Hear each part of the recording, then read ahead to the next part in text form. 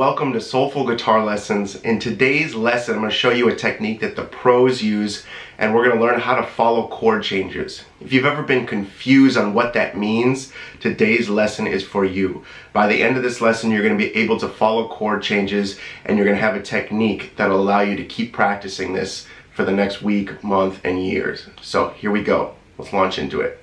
Okay, so here we are. The chord progression I'm going to show you is G to D, back to G, and then back to C. Alright, so it's kind of like a 1-5-1-4 progression. If you don't know what that means, that's okay. I'm going to show you exactly how to follow these changes. So you're going to take this chord, you're going to strip it away, and you're going to only play the G and the B string. And those are your target notes.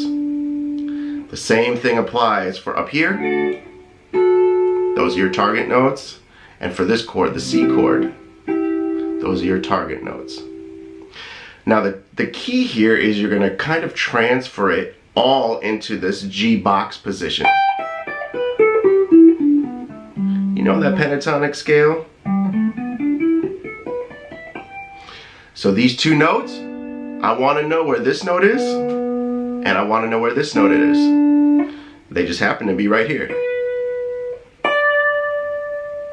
Okay? It involves a little bit of a transfer from down here to right here. And then we're going to play this, and then we're going to figure out where these notes are. And they are right here. Right? Alright, so all of a sudden now what we're doing, the reason we're doing this is that we're going to find the notes that are actually in the chord rather than just jamming. So when I was a kid, you know, about in 10th grade, this chord progression would happen and I would play it and I would just jam along, you know, and I was just kind of noodling and I was playing all these notes, but it wasn't actually following the chords that are happening at the moment. And then in 10th grade, I came across a guy that actually knew what was going on. We were taking a guitar class together in high school, and he knew what the changes were, knew the names of the chords, and I was so amazed. I was like, I need to learn that. And this is the technique that I've been using for the past, you know, 15, 20 years. So let's check it out. I have a loop going, and I'm gonna show you exactly what I mean. So I'm gonna use these target notes, and I am going to play a solo. And I'm just going to play the notes. It's going to sound a little dry, but we're going to add some bends and slides in a little bit. So let's check it out. So here we go.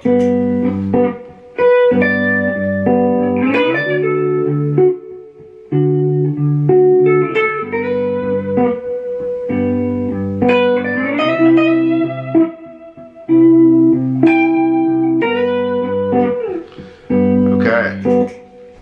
Now, this is Bring It On Home by Sam Cooke. So watch this though. You can add, instead of just going dun, dun, you can add bends, you know,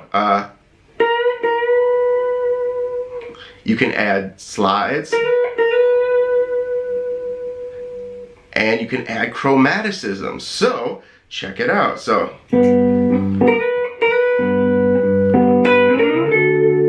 all of a sudden we're following the changes.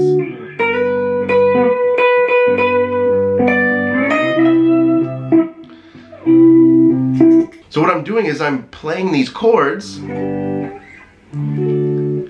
I'm adding bends, slides, and some chromatic notes to connect the changes, and all of a sudden it all comes together. So what I want you to do is I want you to practice this, and I want you to find these target notes in this G pentatonic shape. So for G, I want you to know where these two target notes are, and down here. And same for the D, and same for the C. And I want you to start visualizing it on the fretboard.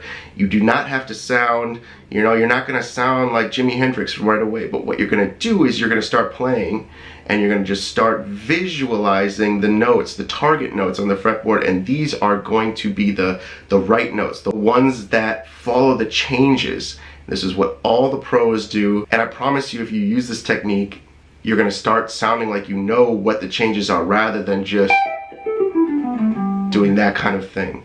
Thank you so much for tuning in. Leave a comment if you thought this was useful. I would love to hear back from you. Thank you. Take care.